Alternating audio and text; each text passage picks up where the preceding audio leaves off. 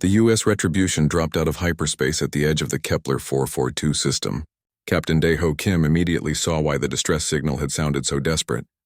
3 large alien warships were chasing a much smaller vessel across the asteroid field. The smaller ship was leaking atmosphere and spinning out of control. "Captain," Bora said from her tactical station, "I'm reading massive damage to the smaller vessel. Hull breaches on multiple decks, engines failing, life support critical." The 3 pursuing ships were unlike anything in Earth's databases. They looked like giant metal insects with sharp edges and weapon ports covering their hulls. Red lights pulsed along their sides like angry eyes. "Those must be the Vorthons," Dr. Nam said, studying the readings. "The ship they're chasing matches the description of Kelhari trading vessels from our intelligence files." Major Lee was already suiting up his Marines. "Captain, if we're going to help those people, we need to move fast. That ship won't last much longer." Dae-ho watched the pursuit for a few more seconds. The Vorthon ships were taking their time, firing just enough to keep the trader running but not enough to destroy it completely. They were playing with their prey like cats with a mouse. "This is Captain Kim to all stations," he announced. "We are about to make first contact with 2 alien species, one of which appears to be attacking the other. All hands to battle stations. Weapons free, but do not fire unless fired upon." Chief Engineer Choi's voice came over the comm. "Captain, all weapons are charged and ready. Shields are at maximum power. We're ready for whatever comes next. Bora, move us closer but keep us between the Vorthon ships and their target.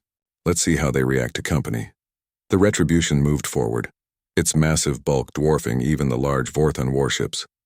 The human battleship was designed to fight against entire fleets. Against 3 ships, it was like bringing a cannon to a knife fight. The reaction was immediate. All 3 Vorthon ships stopped firing at the trader and turned to face the newcomer.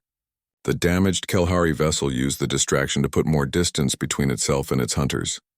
"Captain," Bora reported, "we're being scanned. Multiple targeting systems are locking onto us." "Let them look," Dae-ho replied calmly. "Maybe they'll realize they're outgunned." A communication signal came through the ship's speakers. The voice was harsh and filled with anger, but the translation software could handle it. "Unknown vessel, you are interfering in Vorthon military operations. Withdraw immediately or be destroyed. This system belongs to the Vorthon Empire now." Dr. Nam worked quickly to establish communication with the damaged trader. "Captain, I'm getting a response from the Kelhari ship. They're trying to communicate." The new voice was completely different from the Vorthon commander. It sounded scared but hopeful. "Please, unknown ship, we need help. I am Ambassador Veltai of the Kelhari Trade Federation. Our ship has been running for days. The Vorthons have destroyed 3 of our colonies and killed thousands of my people. We carry important information that must reach the Galactic Council." Major Lee stepped forward. "Sir, request permission to prepare boarding shuttles. If that ship is as damaged as it looks, they're going to need immediate evacuation." The Vorthon commander's voice came through again, even angrier than before. "You dare to help our enemies? What species are you?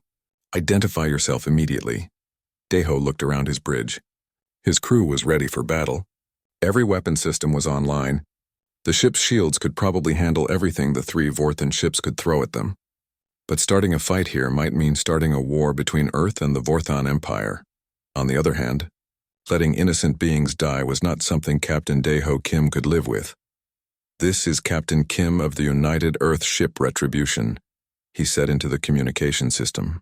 "The beings you are attacking have requested our protection. You have 30 seconds to stop your attack and withdraw from this system." There was silence for a long moment. Then the Vorthon commander started laughing. "Humans? The mammals from the small blue world? We have heard stories about you. You think you are dangerous because you come from a harsh planet. But you have never faced the might of the Vorthon Empire." Bora was monitoring the Vorthon ships carefully. "Captain, they're charging weapons. All 3 ships are moving into attack formation." "Humans," the Vorthon commander continued, "you will surrender the Kelhari to us, or you will learn why the galaxy fears Vorthon warriors." Dr. Nam managed to establish a clearer connection with the Kelhari ship. Ambassador Veltai's voice came through clearly now. "Human Captain Kim, please be careful. The Vorthons have destroyed everything in their path. They show no mercy to anyone. They will kill you just for trying to help us." "Ma'am," Dae-ho replied, "we're going to get you out of here safely. Can your ship still move?" "Barely. Our engines are failing and we have many wounded." "But Captain, you don't understand. There are hundreds of Vorthan ships in this region. More will come when they realize humans are here. The Vorthan commander's patience ran out. Enough talking. Humans, you have chosen death over wisdom. Attack! All 3 Vorthan ships opened fire at once. Dozens of energy beams and missiles streaked toward the Retribution. The bridge crew braced for impact. The weapons hit the human ship's shields and simply disappeared. The Retribution didn't even shake. Damage report, Deho called out. No damage, Captain, Chief Engineer Choi reported. Their weapons barely registered on our shields. It's like they're throwing rocks at a mountain. Bora was already calculating firing solutions.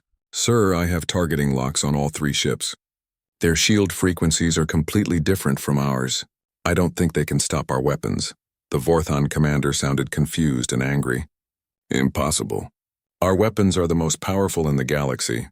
How are you still intact? Your turn is over, Deho said calmly. Bora, disable their weapons and engines. Try not to kill anyone if possible. Understood, sir. Firing. The Retribution's main guns fired once each. 3 precise beams of energy reached out across space and struck the Vorthan ships. 2 of them immediately went dark, their engines and weapons completely destroyed. The 3rd ship's shields held for exactly 2 seconds before they collapsed. All 3 ships disabled, Captain, Bora reported. Their weapons are offline and their engines are dead. They're not going anywhere. The Vorthan commander's voice was much quieter now. What are you? We're humans, Deho replied. And we don't like bullies. Major Lee was already moving toward the shuttle bay. Captain, request permission to board the Kelhari ship and provide medical assistance. Permission granted. Take Dr. Nam with you. And, Major? Yes, sir. If any of those Vorthan ships tries to self-destruct or signal for help, stop them. With pleasure, sir. Ambassador Veltai's voice came over the comm again, filled with amazement. Captain Kim, in all our history, no one has ever defeated Vorthan warships so easily. Your people must be incredibly powerful. We're just very good at protecting our friends, Deho replied. And you're under our protection now. On the main screen, the 3 disabled Vorthan ships drifted helplessly in space. The lead ship was trying to restart its engines, but Chief Engineer Choi had been very thorough. They wouldn't be moving for a long time. Captain, Bora said, I'm detecting escape pods launching from the lead Vorthan ship. Looks like their commander is running away. Let him go, Deho decided. He has a story to tell his people. Sometimes the best way to prevent a war is to show your enemies exactly what they're dealing with. As the Retribution moved closer to the damaged Kelhari ship, Captain Kim realized that everything had just changed. Earth had just announced to the galaxy that humans would protect innocent beings from bullies. There would be consequences for that decision. But as he watched his Marines preparing to rescue the Kelhari survivors, Deho Kim knew he had made the right choice. Some things were more important than following orders.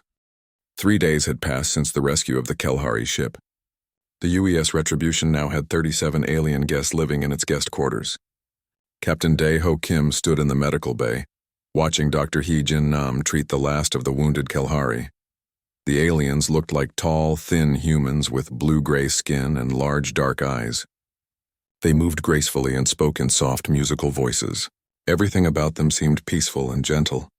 It was hard to imagine anyone wanting to hurt them. Captain, Ambassador Veltai said as she approached. She had learned to speak English remarkably quickly. I cannot thank you enough for what you have done, but I fear you do not understand the danger you have placed yourselves in. Tell me about the Vorthans, Deho replied. Everything you know, Veltai looked sad. They appeared in our space 6 months ago. At first we thought they wanted to trade. The Kelhari have always been traders and explorers. We welcomed them with open arms. She paused, her large eyes growing even darker. They repaid our kindness by bombing our colonies from orbit. Billions of my people are dead. Those of us who escaped have been running ever since. Major Wu Jin Lee joined them carrying a data pad. Captain, the information the Kelhari brought us is very bad news. The Vorthans have conquered 12 star systems in 6 months. They're strip mining entire planets and using the populations as slave labor. Dr. Nam looked up from her patient. The worst part is their expansion pattern. They're moving in a straight line toward human space. At their current rate, they'll reach our outer colonies in less than a year. Captain Thulvin, the Kelhari ship commander, walked over on legs that were still healing. Captain Kim, my people have tried to resist them. We built warships and trained fighters. Nothing works. The Vorthans are too strong and too cruel. What makes them so effective? Bora asked from the doorway. They never show mercy, Veltai answered. When they capture a planet, they kill anyone who might fight back. They take children from their families and raise them as Vorthan soldiers. They destroy anything that might give people hope. Chief Engineer So Young Choi entered the medical bay. Captain, I've been analyzing the Vorthon ships we disabled. Their technology is good, but not better than ours. The problem is they have hundreds of ships and we only have one. Daeho walked to the nearest window and looked out at the stars. Somewhere out there, billions of innocent beings were dying while the Vorthans moved closer to human space. Earth's government would want him to return home and report what he had learned. They would want to build defenses and prepare for war, but Captain Kim had seen what the Vorthans did to peaceful species. He had seen the fear in Veltai's eyes and the wounds on the Kelhari survivors. He could not just run home and wait for the killing to reach human colonies. Major Lee, he said, how many of your Marines would volunteer for an extremely dangerous mission? The Marine commander smiled grimly. All of them, sir. What did you have in mind? We're not going home yet. We're going hunting. Ambassador Veltai looked confused. Hunting? Captain, I don't understand. The Vorthons have been moving through space like they own it, Daeho explained. They attack whoever they want and take whatever they want. It's time someone taught them what it feels like to be hunted. Dr. Nam stepped forward. Captain, that sounds very dangerous. We're just one ship. One ship that just disabled 3 Vorthan warships without taking any damage, Bora pointed out. They've never faced anything like the Retribution before. Chief Engineer Choi was already thinking about modifications. If we're going to be operating alone for an extended period, I'll need to make some changes to our systems. More ammunition storage, better long-range sensors, improved stealth capabilities. Captain Thulvan looked worried. The Vorthans will send their entire fleet after you if they realize what you're doing. Let them come, Major Lee said. Earth builds ships to fight entire fleets. This should be interesting.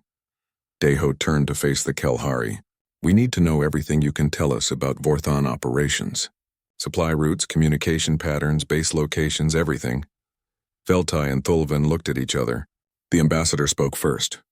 Captain, if you do this, you will be making an enemy of the most dangerous military force in this part of the galaxy. Are you certain your government will support you? I'm not doing this for my government, Daeho replied. I'm doing this because it's the right thing to do. Sometimes one person has to stand up and say no more.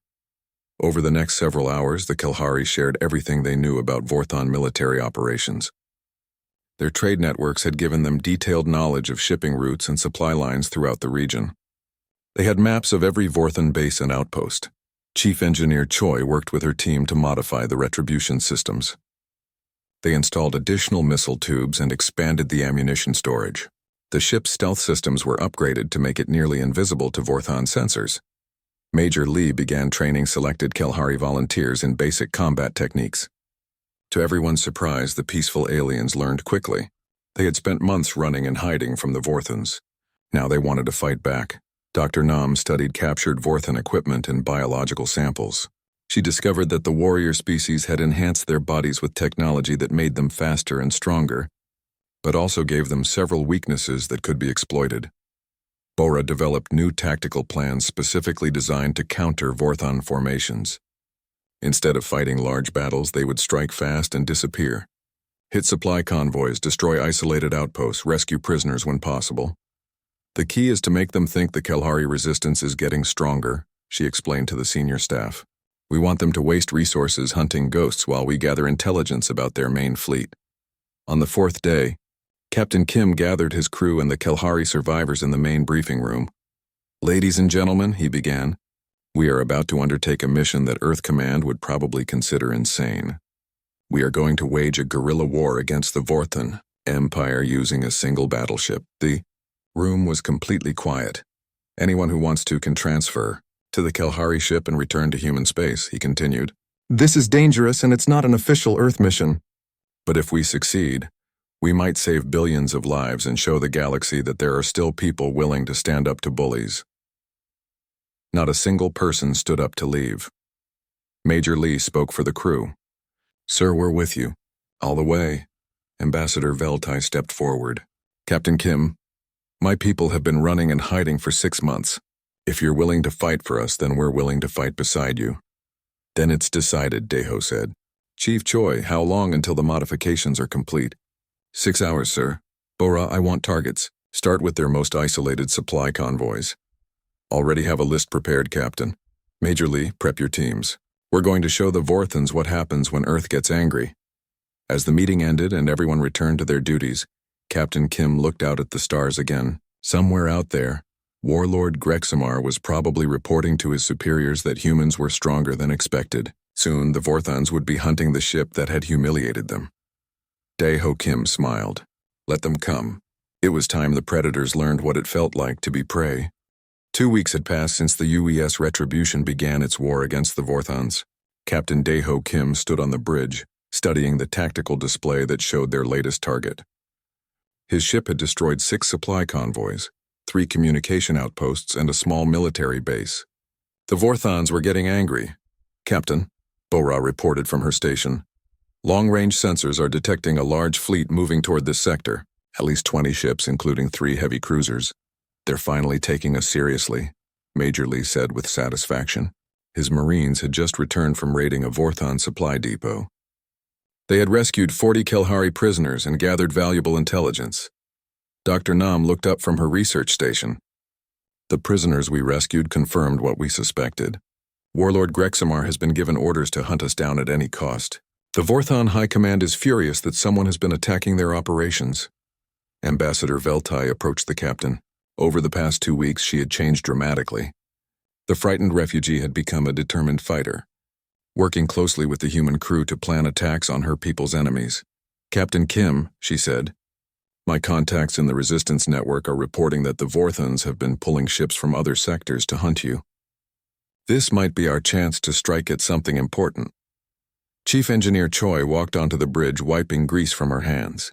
Sir, I've finished installing the new modifications.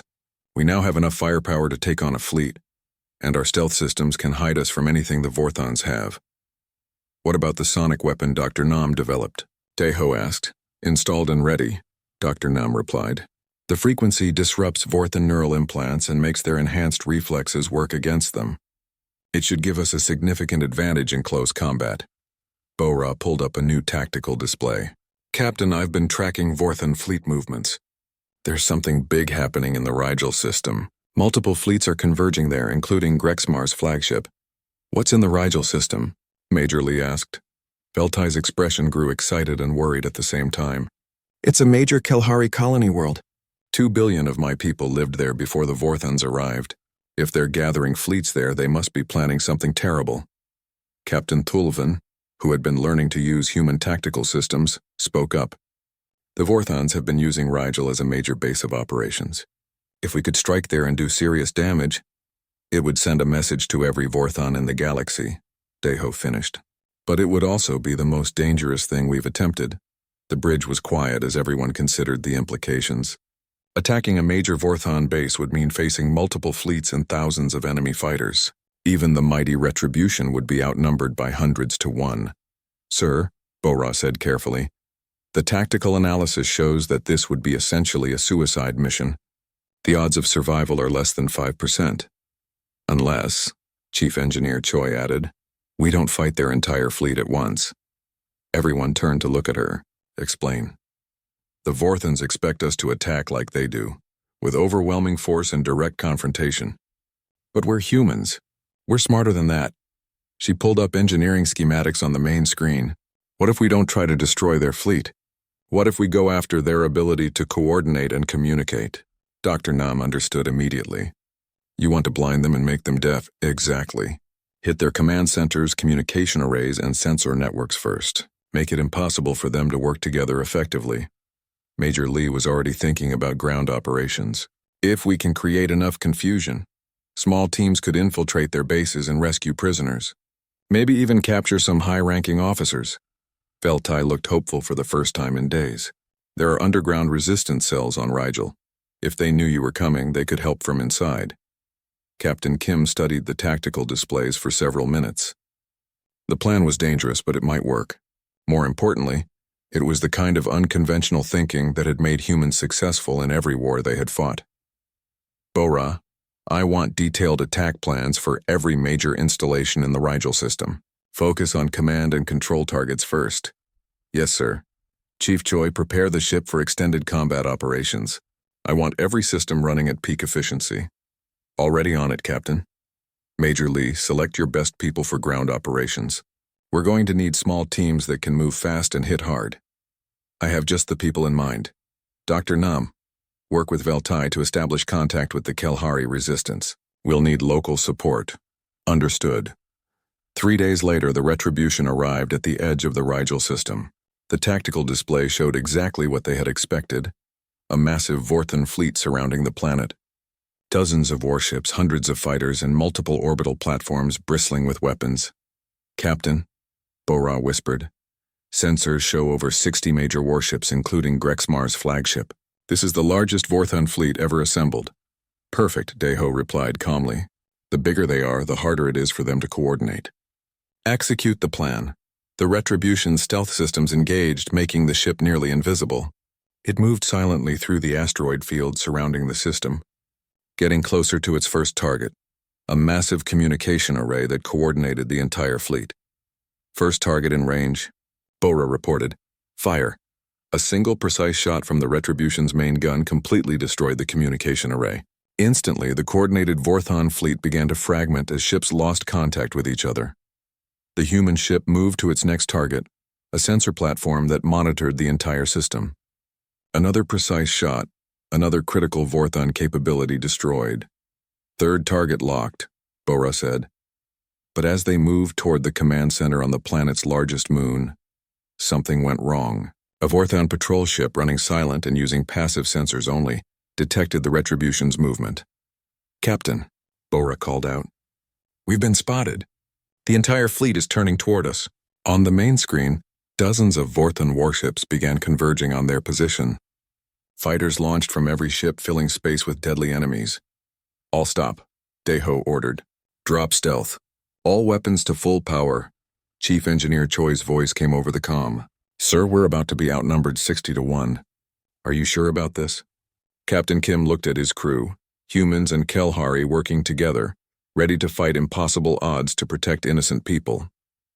These were not the faces of people who would surrender. Major Lee, launch all boarding shuttles. Go after their command ship. With pleasure, sir. Dr. Nam, activate the sonic weapon. Let's see how their enhanced soldiers handle having their own bodies turn against them. Sonic weapon charging. Bora, target their largest ships first. Show them what human weapons can really do. All weapons ready, Captain. The first wave of Vorthan fighters reached the Retribution and opened fire. Their weapons hit the human ship's shields and accomplished nothing. Return fire from the battleship's point defense systems destroyed 20 fighters in the first salvo. Their turn, Deho said calmly. Now it's ours. The Retribution's main guns fired at the closest Vorthan cruiser. The enemy ship's shields lasted exactly 3 seconds before they collapsed completely. The cruiser broke apart and exploded in a ball of fire that lit up half the system. 1 down, Bora reported. 59 to go, but the real battle was just beginning. Warlord Grexmar's flagship was moving toward them, its massive guns charging for a killing blow. Behind it came the entire Vorthan fleet, determined to destroy the ship that had humiliated them. All hands, Captain Kim announced over the ship's communication system. This is what we came here for. Show them why the galaxy calls us Deathworlders. The UES Retribution, alone against a fleet, prepared to teach the Vorthan Empire that some fights were worth any odds. The space around the UES Retribution filled with weapons fire as 60 Vorthan warships attacked at once. The human battleship's shields flared bright blue as they absorbed energy beams and missiles that would have destroyed any other vessel in the galaxy. Shields holding at 90%. Chief Engineer So-Young Choi reported from her station. Their weapons can't penetrate our defenses. Captain Dae-Ho Kim watched the tactical display as his ship faced impossible odds. Bora, focus fire on their command vessels. Cut off their ability to coordinate. Already targeting their flagship, sir. The Retribution's main guns fired again. This time the target was Warlord Grexmar's massive command ship. The Vorthan vessel's shields collapsed under the assault, but the ship was so large that it survived the first barrage. Direct hit on their flagship, Bora reported. Heavy damage to their forward sections, but she's still fighting. Major Wu Jin Lee's voice came over the communication system from his boarding shuttle. Captain, we're approaching their command ship now. Activating sonic weapon. Dr. Hyojin Nam triggered the frequency that disrupted Vorthon neural implants. Across the enemy fleet, enhanced soldiers suddenly found their own bodies betraying them. Their improved reflexes became uncontrollable spasms. Their enhanced strength turned into weakness. Sonic weapon is working perfectly, Dr. Nam reported. Vorthon boarding parties are reporting system failures across their fleet. But the battle was far from over. Even with their coordination disrupted, the Vorthons had overwhelming numbers. 3 heavy cruisers moved into position around the Retribution, trying to surround the human ship. They're attempting an encirclement, Bo-Ra warned. If they get behind us, they can focus fire on our engines. Not happening, Daeho replied. Emergency acceleration. Take us straight through their formation. The Retribution surged forward at a speed that surprised the Vorthons. The human ship smashed through their careful formation like a hammer through glass. 2 more enemy vessels exploded under concentrated fire from the battleship's weapons. Captain, Ambassador, Veltai called from the communication station, where she had been coordinating with the Kelhari resistance. The underground fighters on the planet are reporting that Vorthon ground forces are in complete chaos. The sonic weapon is affecting their troops everywhere. Excellent. Major Lee, what's your status? Lee's voice was strained but determined. We've breached their flagship's hull, meeting heavy resistance, but the sonic weapon is definitely helping. Their soldiers can't fight effectively when their own bodies are fighting them. On the main screen, the battle continued to rage. The Retribution was taking damage now, not from enemy weapons but from debris as destroyed Vorthon ships exploded around them. Human engineering was proving superior to Vorthon numbers. Sir, Bo-Ra said with excitement in her voice, I'm detecting escape pods launching from multiple enemy vessels. Some of them are retreating. Let them go, Captain Kim decided. They have a story to tell. But Warlord Grexamar was not retreating. His flagship, though badly damaged, was still trying to coordinate the attack. The Vorthon commander's voice came over the communication channels filled with rage and desperation. Impossible. How can one ship defeat an entire fleet? What are you creatures? We're humans, Daeho replied calmly. And we don't like bullies, Major Lee's voice interrupted. Captain, we've reached the Vorthon command center. We have Grexmar. Bring him back. We need to have a conversation. 30 minutes later, the battle was over. Of the 60 Vorthon warships that had attacked the Retribution, only 12 remained. The rest had been destroyed or had retreated. The survivors floated dead in space, their crews evacuated in escape pods. Warlord Grexmar stood in the Retribution's briefing room, his hands bound and his enhanced implants disabled by Dr. Nam's sonic weapon. The Vorthon commander looked at the human officers with a mixture of fear and confusion. You fought like demons, he said. No species in the galaxy could do what you just did. We fought like humans, Captain Kim replied. There's a difference. Ambassador Veltai stepped forward. For 6 months she had been running from this creature. Now she stood before him as his captor. Grexmar, she said, you destroyed my worlds. You killed my people. According to galactic law, you should be imprisoned and eventually released. The Vorthon commander sneered. Galactic law is for the weak. The strong take what they want. Maybe, Veltai replied. But I'm not asking for galactic justice. I'm asking for human justice, Daeho understood. Ambassador, are you formally requesting that we handle this according to Earth's laws of war? I am. Major Lee stepped forward. Sir, according to Earth military code, this individual is guilty of genocide, crimes against civilian populations, and war crimes. The penalty is clear. Dr. Nam had been studying Grexmar's biological readings. Captain, there's something else. This isn't just a military commander. He's been surgically modified to be incapable of mercy or empathy. The Vorthons deliberately created a monster. Then we'll unmake it, Daeho decided. The next few hours were spent broadcasting a message throughout Vorthon space. The transmission showed the destroyed fleet, the captured Grexmar, and a clear warning from Captain Kim. To the Vorthon High Command, he said into the camera, this is Captain Daeho Kim of the United Earthship Retribution. The Kelhari people are now under human protection. Any further attacks against them will be considered an act of war against Earth. The message continued with footage of the battle and the capabilities of human weapons. It showed Vorthon ships being destroyed effortlessly and their most feared commander captured.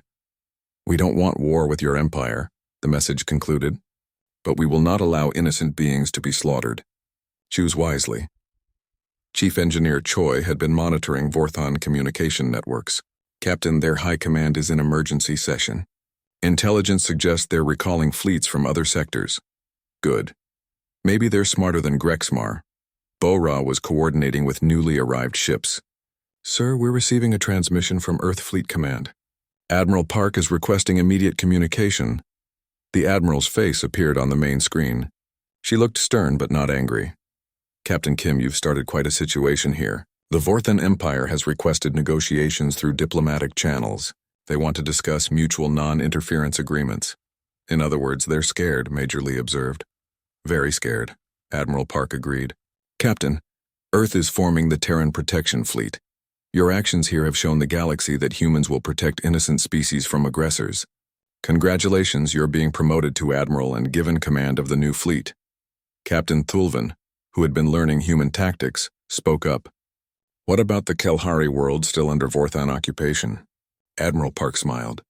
The Vorthons have agreed to withdraw from all Kelhari territory as part of the peace negotiations.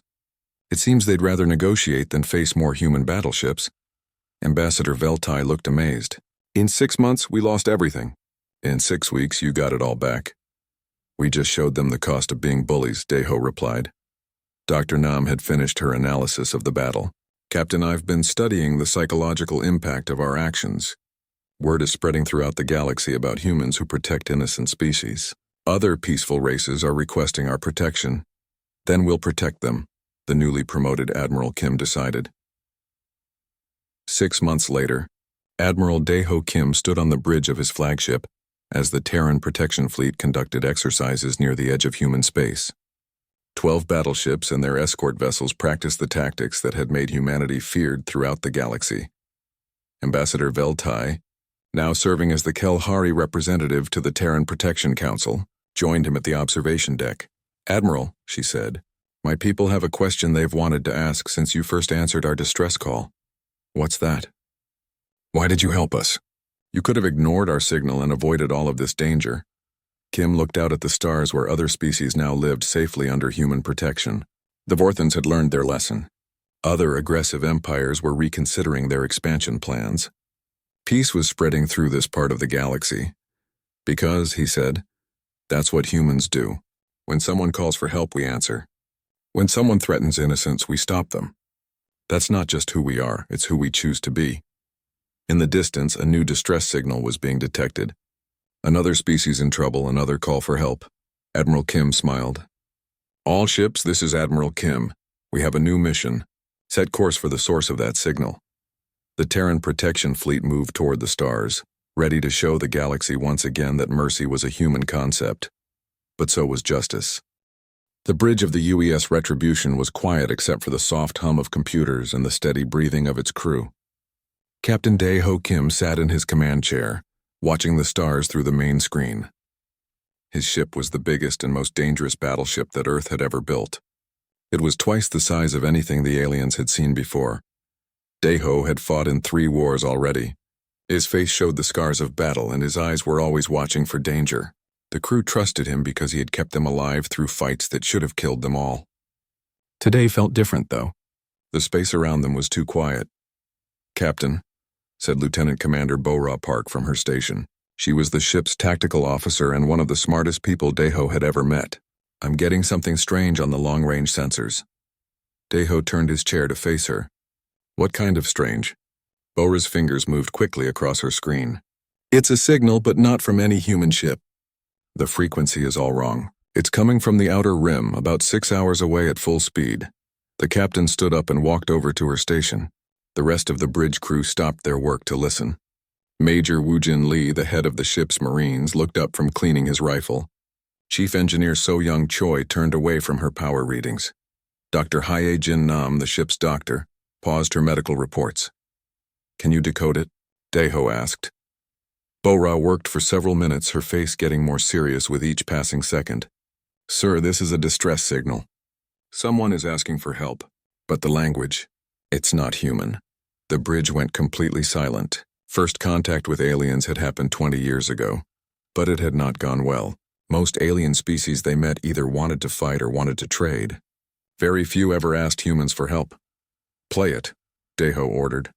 The speakers filled with sounds that no human throat could make. High whistles mixed with deep grinding noises. But underneath the strange language, everyone could hear something familiar. Fear. Dr. Nam stepped forward. "Captain, I've been studying alien languages. I think I can make out some of the words." She listened carefully as the message repeated. "They're saying something about being hunted. They mentioned ships being destroyed and people being killed. Could be a trap," Major Lee said, checking his weapon. "We've seen aliens try to trick us before." "Maybe," Deho replied. "But what if it's real?" Bora pulled up a star map on the main screen. "The signal is coming from the Kepler 442 system. That's right on the edge of our patrol route. Intelligence says there's supposed to be peaceful traders in that area." "Peaceful traders don't usually send distress signals," Chief Engineer Choi said from her station, "unless something very bad is happening to them." Dr. Nam had been listening to the message again. "Captain, I'm hearing more words now. They're talking about someone called the Vorthons, and they mentioned something about a battleship hunting them." Deho felt his stomach tighten. He had heard that name before in intelligence briefings. The Vorthons were a warrior species that liked to conquer other planets. They had been moving closer to human space for months. "Sir," Bora said, "I'm detecting weapon signatures in that area. Big ones. This looks like a real battle zone." The captain walked back to his chair and sat down. His crew watched him, waiting for orders. Earth's rules were clear. Don't get involved in alien wars unless humans were directly threatened. But Deho had another rule that mattered more to him. Good people didn't let innocent beings die when they could help. "Major Lee," he said, "what's your opinion?" The Marine commander thought for a moment. "Could be dangerous, sir. If the Vorthons are really there, we might be flying into a trap. On the other hand, if these traders have information about Vorthon movements, it could help us protect human colonies." Chief Engineer Choi spoke up. "The ship is ready for anything, Captain. All weapons are working perfectly, and we have full power to everything." Dr. Nam added, "If there are survivors, they'll need medical help. And if these are the peaceful traders our scouts reported, they might have valuable information about this region." Bora pulled up tactical displays. "Sir, the Retribution can handle anything the Vorthons have. Our shields are stronger than theirs, our weapons hit harder, and our armor is thicker. If it's a trap, we can fight our way out." Deho looked at each of his officers.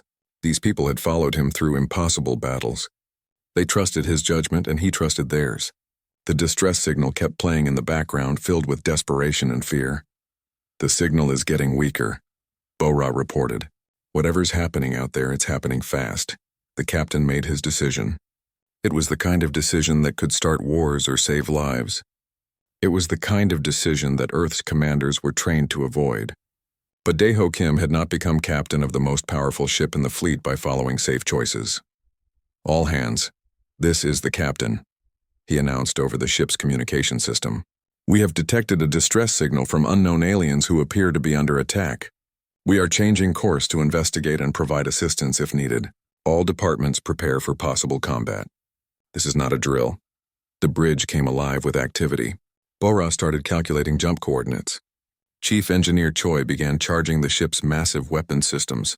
Major Lee called his Marines to battle stations. Dr. Nam prepared the medical bay for possible casualties. Bora, plot a course for the signal source. "Maximum speed," Deho ordered. "And bring us out of hyperspace far enough away to scan the situation before we commit."